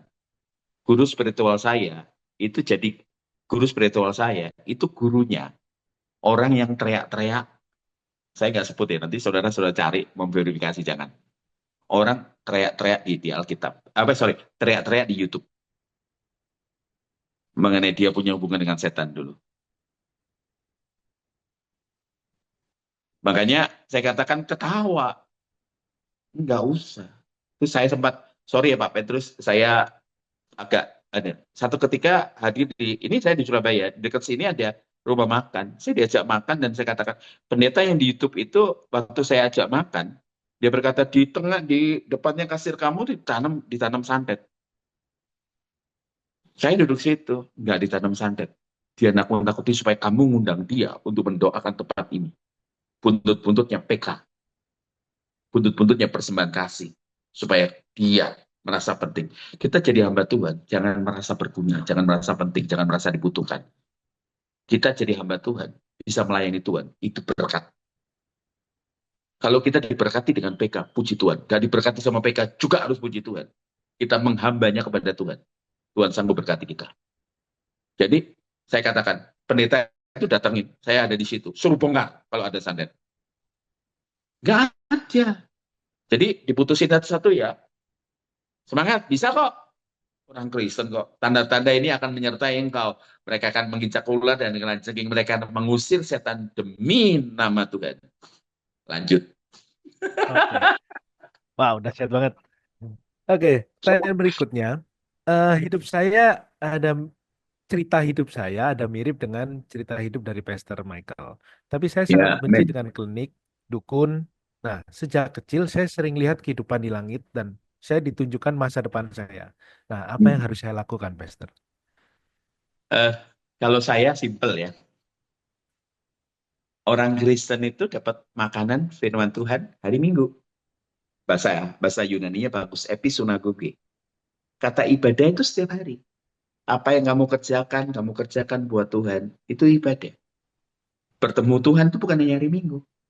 Harusnya orang Kristen punya waktu saat teduh. Saat teduh ya, benar-benar ya. Jangan jangan nyala film Korea kita noleh. Jangan gara-gara WA kita muncul, matiin semuanya, sediakan waktu. Ya, jadi kalau punya saat teduh, kita punya waktu baca Alkitab, punya waktu untuk berdoa, belajar 5 menit aja, disiplin 10 menit. Akhirnya jadi minimal 30 menit. Ya, kalau engkau lakukan itu, maka engkau bisa melihat ke dalam. Melihat ke dalam apa? Engkau bisa ditunjukkan. Ada lagu tuh, Bu Vivi tahu kan? Selidiki aku, lihat hatiku. Jadi kita sampai pada taraf yang pada satu titik, nggak 1 bulan ya, tiap-tiap orang berbeda. Sampai engkau bisa lihat, Tuhan, ada yang salah nggak? Tuhan tolong aku. Kalau saya berkata, maaf ya, kalau nyinggung ya. Kalau kita berdoa, Tuhan, aku mau tumbuh rohaniku. Yang datang apa? Yang datang apa? Tuhan izinkan masalah dalam hidup. Supaya kita lembut, supaya kita kuat, supaya kita tumbuh. Amin. Tuhan kita tuh luar biasa. Tuhan kita tuh melalui tahap-tahap pertumbuhan. Nggak ada pertumbuhan yang tahun ini tahun percepatan. Nggak ada. Ya, anak kita dari kandungan 9 bulan 10 hari. Ya, perlu disapi selama 2 tahun. Baru setelah 2 tahun pakai ASI 2 tahun. Tumbuh. Nggak ada loncat grade. Dari lahir langsung berdiri langsung lari dalam 1 tahun. Nggak ada. Itu anak muda. Ya, lanjut. Oke, pertanyaan berikutnya dari kisah penciptaan manusia itu dalam kitab Kejadian 1, manusia yang diciptakan serupa dan segambar dengan Allah. Nah, tapi apakah manusia dengan kemampuan khusus atau yang bahasa sekarang adalah indigo itu ada ide dari Tuhan untuk memuliakan nama Tuhan juga, Pastor? Di mana ayatnya? Kebetulan saya orang yang sampai sekarang memaksa diri untuk hafal ayat. Di mana ayatnya? Enggak, maksudnya dari pertanyaan ini, manusia Iya, kan saya ngerti. diciptakan. Ah, ah. Tuhan punya ide. Adam dengan Hawa, terus kemudian keturunannya dengan kemampuan khusus. Hmm. Iya kan? Iya, Nah, iya, iya. di Alkitab di Perjanjian Baru dikatakan karunia itu nanti ya, bedain karunia, bahkan bedain ya kerasukan setan dan gangguan jiwa. Nanti saudara dapat. Ya, jangan sampai yang kerasukan apa gangguan jiwa saudara tengking-tengking, ya. Nah, yang sekarang bahaya apabila dua-dua. Udah gangguan jiwa, udah kerasukan setan lagi. Kerasukan setan dan gangguan jiwa. Saya lagi nemuin. Besok saya ketemu apa namanya orang itu. Wah, itu parah itu. Nah, Bapak Ibu, kalau kita melihat segambar dan serupa. Kejadian 1 ayat 26. Dikatakan apa? Kejadian apa? Betul ya? Dikatakan apa? Segambar serupa. Selem demut. Selem. Segambar. Bukan rupa kita kayak Tuhan. Bukan Tuhan itu punya matanya di atas hidung. Bukan. Tapi punya kapasitas seperti Tuhan. Tapi yang lucu adalah diciptakan segambar. Serupa itu proses. Serupa. Supaya apa? Kalau kita beli rumah, nggak furnish rata-rata. Furnish diisi satu-satu. Nah, supaya segambar dan serupa, kita dididik. Berapa lama? Seumur hidup kita. Ya, jadi makanya segambarkan serupa itu nggak sesimpel itu. Makanya saya katakan, wah kita lahir apa namanya pasti serupa dengan Tuhan itu ke Bandung naik ojek. Maksudnya nggak nyambung, Jack. Nggak nyambung. Serupa itu perlu apa? Kenapa Tuhan bicara sama Adam dan Hawa setiap hari datang? Segambarnya itu sudah. Ruangan-ruangan yang kita beli sudah. Tapi diisi. Supaya punya pikiran Tuhan. Makanya manusia jatuh dalam dosa. Dan kehilangan kemuliaan dalam bahasa aslinya. Kekurangan. Ada istilah kemelesetan. Waspada supaya jangan ada orang yang menyesatkan kamu. Nah, meleset itu. Menyimpang. Jadi enggak mungkin sampai ada mutant. Ya, mutantnya spirit nggak mungkin. Makanya ketika ada teman saya ngaku di rumahnya ada banyak malaikat. Kejadian di Bandung nih, Abu Vivi. Kejadian di Bandung. Dia nyuruh, lu datang ke sini. Ya, pijitin kaki gua. Saya datang ke rumahnya loh, saya kaget. Malaikat disuruh pijit dari mana? Ini pendeta loh, pendeta. Jadi, Bapak, Ibu, Saudara, malaikat itu hanya bisa disuruh oleh Tuhan. Nggak bisa kita suruh-suruh. Enak aja pembantu orang, kita yang nyuruh-nyuruh. Itu kurang ajar kita. Gabriel hanya bergerak karena Tuhan. Mikael hanya bergerak karena Tuhan. Jadi kita minta kepada Tuhan, Tuhan tuh seperti kita nggak mungkin nyuruh-nyuruh TNI kecuali TNI yang berbeda. Ayah saya TNI, gitu. Jadi istilahnya kenapa minta ke atas baru turun. Makanya saya katakan tidak ada jenis ketiga. Contohnya ya, itu klaim yang sama Petrus dengan apa LGBT. Ya, kalau ada Adam and Eve, mereka ngotot ada Adam and Steve, ada Eve and Siti. Nanti saya tidak bahas mengenai LGBT. Saya kata, Pak Sony, apa anti? Saya tuh peluk mereka. Mereka perlu Tuhan.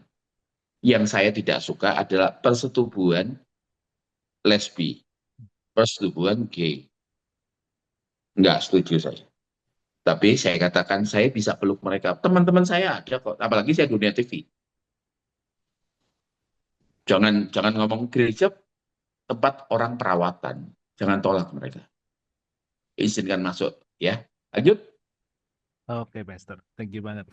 Ini ada pertanyaan, saya sering kali ketemu secara tidak sengaja dengan orang-orang yang bisa disebut indigo atau memiliki firasat yang kuat itu di mana saja dan dalam hati ketika belum berkenalan dia punya firasat. Ini orang sebenarnya punya kemampuan khusus atau memiliki firasat yang kuat dan ketika dikonfirmasi benar orang tersebut memiliki hal tersebut. Nah, pendapat Pastor Michael gimana untuk Oke, ini? bab 2, bab 3 harus ya. Oke. Karunia itu, karunia. Karunia itu di Perjanjian Baru ditulis untuk membangun jemaat. Membangun jemaat. Ya, masalahnya saya ngomong anak-anak dulu. Kalau anak-anak bisa melihat setan tuh membangun jemaatnya di mana? Mereka ketakutan. Saya ketakutan dulu waktu kecil. Mami saya, kalau saya ke WC untuk buang air besar, buka pintunya supaya bisa ngawasin. Dari bawah, dari tanah, keluar sosok ngajak ngomong saya. Bentuknya nggak ada yang normal. Ini tidak bisa jadi patokan teologi ya. Ya, yang jelek-jelek yang muncul jelek-jelek itu biasanya tingkatannya rendah. Yang nggak bisa jadi patokan teologi loh. Yang pocila, kuntila, itu tingkatannya rendah. Yang tingkatan tinggi-tinggi itu handsome, beautiful, itu walaupun ada scary-nya. Jadi kayak gitu. Jadi saya katakan kalau itu karunia pasti membangun jemaat. Kalau dia punya kemampuan khusus, nggak ada six sense. Alkitab nggak ngomong. Kalau apa yang kita ngomong patokan kebenaran, Alkitab sudah selesai.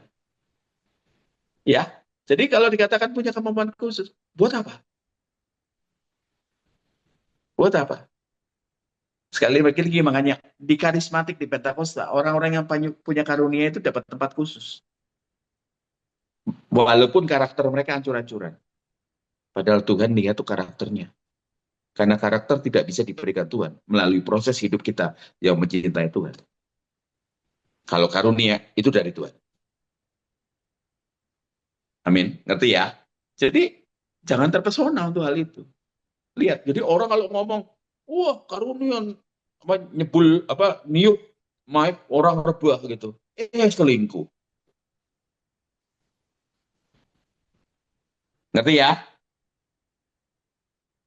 Ya, Ya, ya. oke. Lanjut. Nah, ini nyambung dari cerita dari Pastor Sony. Ini ada satu pertanyaan juga yang gini. Benar nggak sih, Pastor? Katanya setan tuh dari negara-negara yang berbeda itu berbeda wujud dan juga namanya. Betul, betul Oke. sesuai yang dipercaya oleh oleh Oleh budaya sosial tersebut mungkin ya. budaya. Ya, makanya kalau lihat yang istilahnya di Indonesia ada pocong, di Amerika nggak ada. Pocong aja di tetangga sebelah namanya hantu bungkus kok di Malaysia. Ada hantu bungkus. Bungkus bang, satu bang. Nggak ada, makanya. Setan, apa namanya, kalau kita nonton The Ring apa semua kan, ya munculnya apa? Dari TV. Setan di Indonesia nggak ada yang muncul dari TV. Walaupun pernah saya doakan orang yang kerasukan setan dari TV. Kerasukan setan pada saat nonton film horor, makanya hati-hati yang punya punya hobi. Istilahnya kenapa? Saya lihat, ya istilahnya. Kan ya, lihat sosial budaya. Jangan dibilang di Eropa tidak ada setan. Ada. Ya, contohnya apa? Ateisme. Itu setannya kelas tinggi. Berusaha tidak menghadirkan Tuhan. Sebab mereka percaya Tuhan tidak ada. Makanya setan yang ada di sampingnya orang ateis itu stratanya tinggi. Ini pakai istilah bagus nih, Reski. Urban legend-nya itu beda. Orang Indonesia dikasih film horor, Falak, ya ketawa. Iya, setan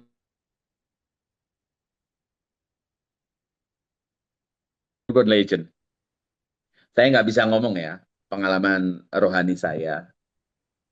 Eh, Gini ya, setelah saya terima Yesus, setelah saya kelepasan, saya 2 tahun nggak punya apa-apa.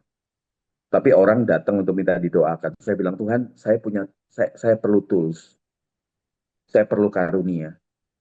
Saya perlu karunia dari Tuhan untuk melihat, untuk merasa, untuk mendengar. Saya minta sama Tuhan, kalau Tuhan izinkan kasih saya. Ingat karunia untuk membangun jemaat. Jadi saya sempat 2 tahun setelah saya lepas dari kuasa gelap sepenuhnya, saya nggak bisa lihat, nggak bisa dengar, nggak bisa merasa, nggak bisa memprediksi.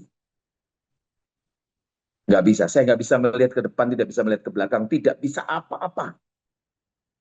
2 tahun. Saya tetap setia aja. Doain orang, doain orang. Gitu. Saudara boleh lihat YouTube saya, ada banyak khotbah-khotbah di YouTube yang saya khotbahkan. Saya malah jarang. Di awal-awal pelayanan saya banyak tentang setan. Tapi setelah itu, 40 tahun, tahun ini saya melayani Tuhan September. 10 tahun pertama itu, sampai bicara, orang telepon saya, apa semua. Tapi 30 tahun terakhir ini, makin ke sini saya lebih ngajar untuk orang ketemu Tuhan secara pribadi. Seperti anak-anak Skewa, setannya ngomong apa?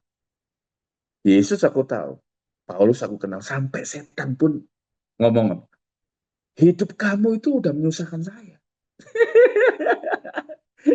Ya, ya semangat ya, belajar ya. Ayo tumbuhlah.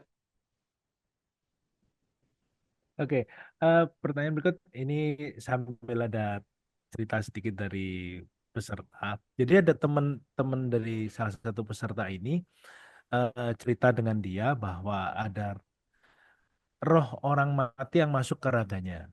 Nah, jadi dia bisa menceritakan histori dari roh ini siapa dulunya, silsilahnya, bahkan sampai hari kematiannya. Nah, tapi yang jadi pertanyaan dia, dia tidak mempercayainya. Tetapi dia menanyakan tanggapan Pastor Michael gimana dalam hal ini bahwa ada ada roh orang mati yang bisa memasuki raga orang yang hidup. Nah, apakah energi dari orang yang hidup itu juga uh, ada dampaknya lah, maksudnya dampak kepada orang yang masih hidup ini, Pastor? Ya, kata Alkitab, saya kembali lagi ke Alkitab. Orang hidup satu kali, kata Alkitab, kemudian mati. Tidak ada gini kata. Orang hidup satu kali, setelah itu pamitan. Pada hari ketiga, pada hari ke-40, baru berangkat. Itu Yesus, bro. Itu Yesus. 40 hari baru naik. Setelah itu 10 hari Roh Kudus turun. Kan ada kepercayaan. Apalagi mami saya kan timur. Mami pamitan, pamitan ke anaknya, macam-macam. Nggak ada. Orang mati ya orang mati. Selesai di bumi. Setelah itu bertanggung jawab akan hidupnya selama di dunia. Nggak ada. Nangkep ya? Jadi kalau sampai orang mati, nah perkataannya, oh ya inilah ngerti. Ya jelas, setan kan lebih tua. Sama Alkitab aja dihafal. Makanya si Lucifer itu bisa mencobai Yesus pakai ayat. Bang mencobai si Hawa pakai ayat. Kenapa? Dia ada di situ, bro. Makanya baca Alkitab supaya kita tidak disesatkan. Ya, jadi makanya itu di ICI ada depannya ada studinya, Bible study, supaya kita kenal firman Tuhan, bukan membedakan yang benar dengan yang salah, tapi membedakan yang benar dan yang hampir benar. Yang bahaya yang hampir benar. Jadi nggak ada orang mati langsung pulang. Makanya ada orang berkata, kan desa penari, ya desa penari Jawa Timur. Ya, desa penari itu Banyuwangi. Nah, langsung saya ngomong tuh. Terus apa hubungannya sama iman Kristen? Nggak ada. Orang mati ya mati. Kalau puasa gelap, saya boleh cerita ya, Petrus ya, Pak Petrus ya. Oke, ya. Teman saya pendeta di Jakarta, saya nggak sebut namanya, Ambon, ya, guru remaja saya. Ketika itu mamanya meninggal. Ingat ya, penerbangan zaman dulu tidak semudah zaman sekarang. Yang kita bisa cari di travelnya di online. Ketika mamanya meninggal, dia tentu dengan hancur hati pulang. Ya, jadi 1 hari setelah mamanya meninggal, dia baru sampai di Ambon. Ya, mamanya pakai baju kayak kebaya ancim ya, kayak kebayanya orang Ambon seperti apa, di atas putih, di bawahnya ada kain ya, ada kayak baya gitu. Terus kemudian dia kangen, dia bilang, Mama, maaf, saya nggak, tentunya mamanya udah nggak di situ, tapi dia melimpahkan perasaannya. Eh, Saudara-saudaranya datang mendekat dan katakan, eh, semua anak sudah didatangi oleh mama. Kaget sebagai pendeta, rasionya, hatinya dan rasionya nggak nyambung. Hatinya ngomong bahwa ya dia cinta Tuhan, bukan mama. Otaknya dia belajar firman Tuhan, bukan mama. Rasa kangennya bisa membuat jebakan buat dia. Itu yang terjadi ada mama katanya saudara-saudaranya, semua pamannya juga ngomong, mama akan pamitan sama kamu.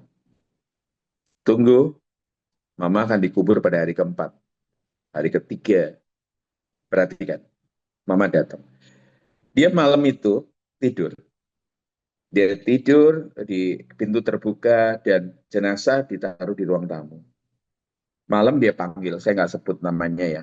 Saya apa namanya hormati dia. Dia panggil. Anggap aja Mike ya. Namanya mendekati nama saya. Mike, Mike, Mike gitu.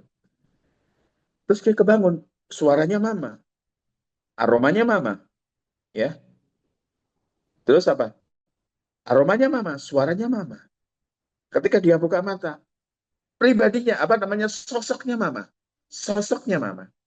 Setan kan paling gampang sebelum ada 3D printer. Setan sudah berhasil, ya, sudah seperti 3D printer. Semuanya sama, suaranya sama, tetapi isinya beda. Ngerti ya? Sama seperti ke restoran Jepang. Di depan kan ada. Wah, penampilannya. Tapi itu dummy. Nggak bisa dimakan. Wah, dia bilang, dia bangun dan menangis. Kan. Mama. Terus dia berkata, Mike. Ingat namanya bukan Mike ya. Mama nggak sempat pamitan. Mama kangen. Sini Mike. Mama peluk kamu. Mama mau pulang ke surga.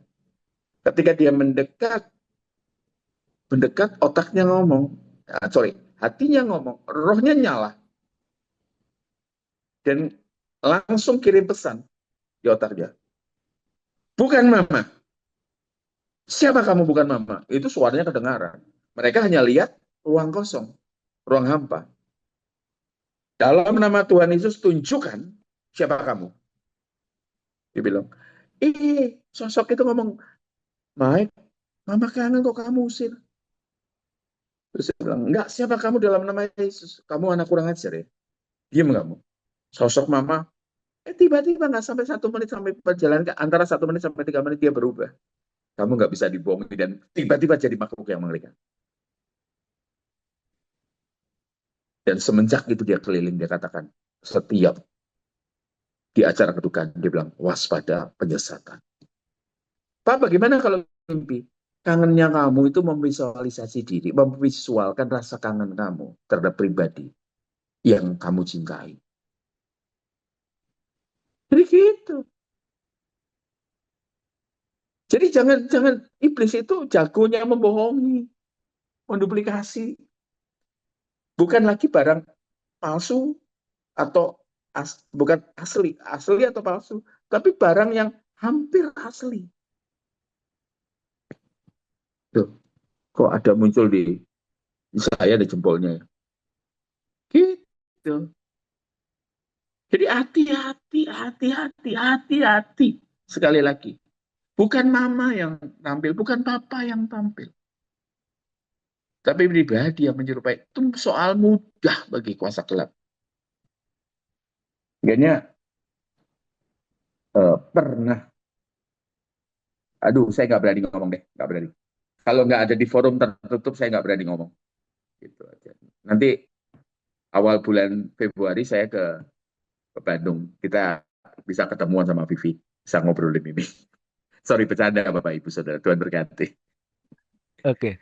Saya nggak berani Eh, ngomong yang saya ketemu di salah satu mall, satu mall yang besar di apa namanya Jakarta. Ketika saya ketemu secara fisik, musuh saya dulu, tapi dalam bentuk yang berbeda. Ya, nanti saya nggak bisa ngomong. Nanti saya akan di stigma gila atau apa di stigma mengada-ngada. Dan pribadi itu saya duga, saya nggak berani ngomong ini. Kenapa? Saya tidak mau orang tertarik pada kuasa kegelapan. Saya mau tertarik pada Tuhan saya, Yesus. Titik. Itu aja. Tuhan berkati. oke. Ini yang bertanya, Pastor. Jadi antara peserta ini dengan orang tuanya berbeda agama. Jadi orang tuanya masih beragama Muslim. Eh, Agak keras suaranya. Oke, sorry. Jadi peserta dengan orang tua ini berbeda agama. Orang tua masih beragama Muslim. Nah, kondisinya adalah ayahnya ini adalah ayah tiri. Nah, tapi memiliki memelihara jin, di disimpan di ikat pinggangnya. Nah, ketika ngomong sama ke ibunya untuk buang jin itu, ibunya bilang nggak bisa. Kalau dibuang, papahnya akan meninggal. Nah, apakah sebenarnya jin itu bisa, ya harus doa pelepasan ini sebenarnya. Jadi dari pandangan pastor gimana? Kita nggak bisa seenaknya buang barang ya. Karena ikatan itu mengikat. Hanya istilahnya gini, dia tinggal di ikat pinggang. Tinggal di ikat pinggang. Itu hanya sebagai ikatan. Tapi sebenarnya ngikatnya ke jiwa. Jadi kalau mau bakar sesuatu atau mau buang sesuatu, itu harus atas kerelaan. Jadi makanya didoakan dulu, diputuskan. Tapi kalau beda kepercayaan, ya nggak bisa. Istilahnya dibuang ikat pinggangnya, ikatannya masih ada. Setan itu istilahnya gini, eh, saya pernah ketemu, aduh saya itu sebenarnya tidak mau cerita gini, saya ketemu dengan dukun. Ya, ada satu dukun, satu ketika saya naik kendaraan umum dan ketemu dia. Dia ngomong ini, saya terjemahkan pakai bahasa Jawa soalnya. Dia ngomong, eh, kowe duwe cekelan, kamu punya pegangan. Saya ngomong pakai bahasa Jawa halus karena apa namanya orangnya orang yang lebih tua. Boten Pak, belum boten gak ada cekelan. Katanya. Kita punya, saya tidak punya pegangan. Gak mungkin. Kowe duwe cekelan, soalnya aku ora iso maca awakmu, katanya gitu. Gak mungkin. Kamu pasti punya pegangan. Aku nggak pernah, aku nggak bisa baca kamu. Dari tadi aku baca kamu, aku nggak bisa baca kamu. Dia bilang, Pak, Nun Sewu, sing arane cekelan itu apa tuh, Pak? Pak, permisi, yang namanya pegangan itu apa? Yang pegangan itu lebih kecil daripada yang megang. Sudah kecil ngatur lagi. Kalau mau ke WC, nggak boleh dibawa ke WC. Harus dilepas di depan WC. Bayangin kalau mau ke kamar kecil. Ya, kadang-kala belum mikir udah keluar kan? Itu harus ngelepas dulu, harus ngelepas dulu. Tidak boleh jalan di bawahnya apa? Itu ketaatan. Ketaatan itu penyembahan. Makanya kalau kita taat itu nyembah Tuhan, jangan hanya nyanyi aja. Ya, jadi kalau kita taat, ya luar biasa, saudara. Yang kita lihat ya, mau jalan di bawah jemuran nggak boleh, makan sate nggak boleh, mau sehat makan daun kelor nggak boleh. Ada banyak tantangan. Ada malam Jumat Legi harus ngasih makanan. Setan bisa makan gitu, bukan. Tapi yang di drive adalah ketaatan, fear, and greed. Itu dua masalah. Nanti akan kita ketemu dua tiga. Fear and greed. Nah, Bapak Ibu kemudian apa terjadi? Lah, sampai apa katanya? Dia bilang, aku tuh nggak punya pegangan, Pak. Aku dipegang.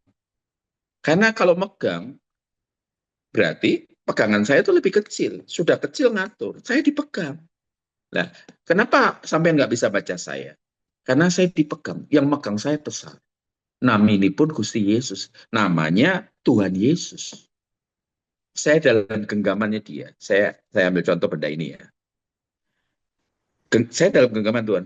Makanya kamu nggak bisa baca. Aku dalam genggaman Tuhan. Kan firman Tuhan katakan hal yang sama. Kenapa kamu bisa baca aku dalam genggaman Tuhan? Kalau kamu macam-macam sama saya, kamu tidak berhadapan dengan saya. Kamu berhadapan dengan Tuhan. Selesai. Amin. Kita dipegang, kita nggak perlu pegangan. Kita perlu megang Tuhan. Makanya orang kalau, makanya tanya, ini bab 2, bab 3 harusnya, tapi nggak apa-apa sekarang. Saya katakan, makanannya setan itu apa sih? Bukan kemenyan. Tuhan Yesus kan dikasih kemenyan. Nanti ya, nanti ya Bapak Ibu ya. Makanannya bukan kemenyan, bukan kembang. Kalau kembang itu di di Malang itu ada kebun bunga banyak buat dijual. Kan habis karena setan kan dimakan. Setan bukan kambing. Setan tuh makanannya apa? Ketaatan. Karena fear. Karena pada saat kita takut-takut tuh nggak boleh loh. Khawatir aja nggak boleh. Apalagi takut. Yang derajatnya lebih tinggi.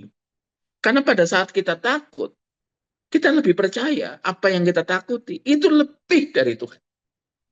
Artinya pada saat kita takut, situasionalnya, kita menyembah Tuhan.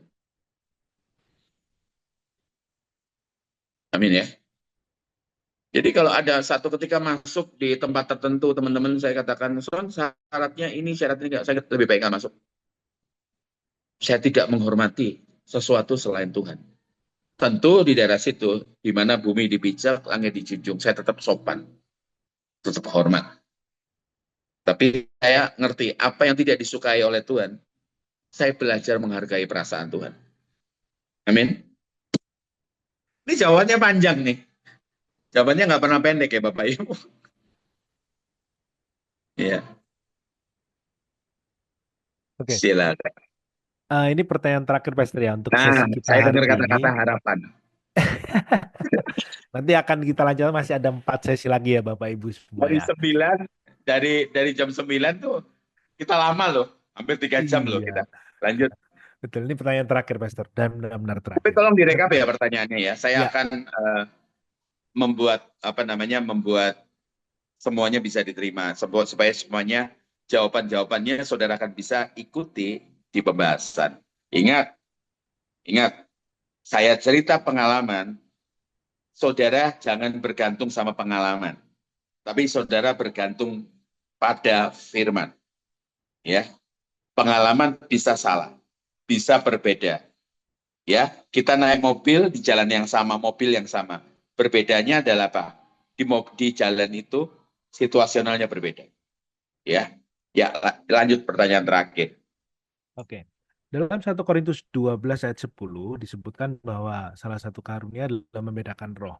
Nah, bagaimana penjelasan menurut Pastor Sony membedakan roh, karunia membedakan roh dengan kemampuan yang dimiliki seseorang atau yang disebut dalam indigo itu, Pastor?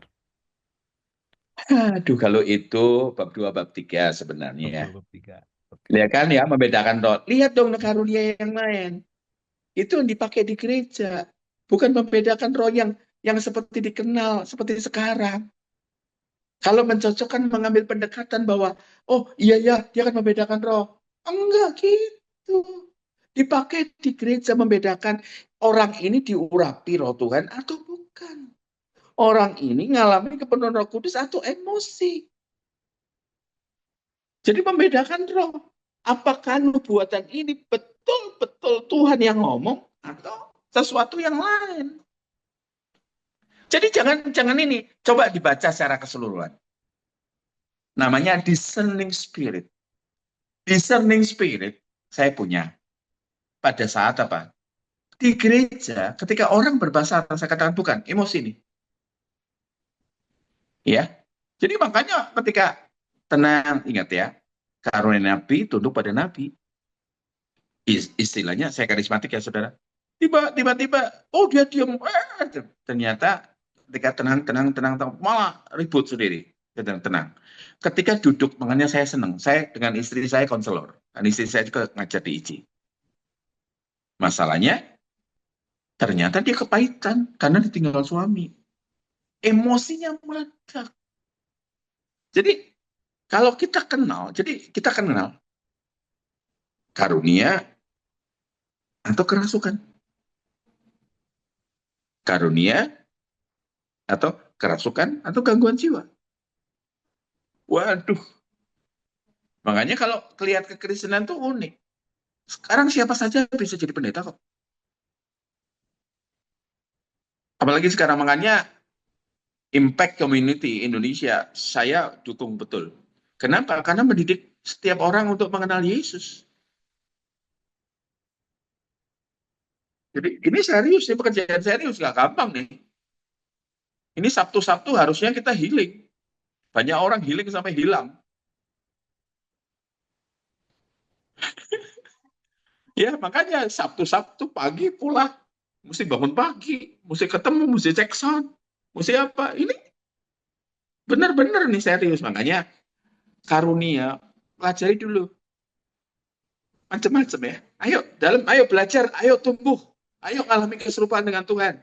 Ayo beri waktu buat Tuhan, kejar kekudusan, keserupaan dengan Yesus. Kejar kesetiaan. Ya, jangan gantikan waktu Tuhan ya dengan waktu yang enggak gitu. Healing, hilang kamu. Ya Tuhan berkati.